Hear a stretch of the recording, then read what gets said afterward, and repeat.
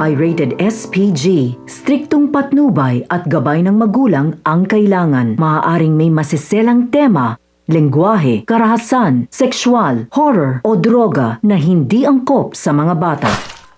Sasabihin ni Mila kay Mang Abe na narinig niyang nagsumbong ang tsismosang si Manang Precious kay Doña Cielo tungkol sa kanilang pag-uusap at mukhang naghihinala na nga si Manang Precious.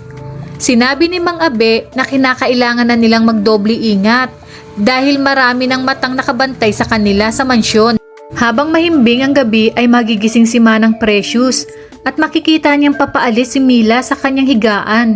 Kung kaya't tatanungin niya kung bakit gising pa si Mila.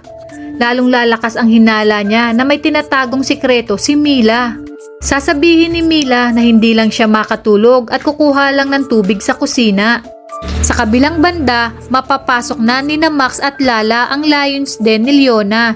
Magpapanggap si Max na isa sa mga lalaki sa tupada, kung saan pagsasabungin sila at matira matibay at saka pagpupustahan ng mga malalaking kliyente ni Leona online.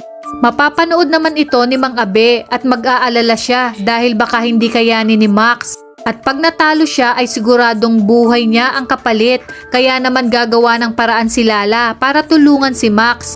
Papatayin niya ang main switch ng kuryente para maantala ang paglabas.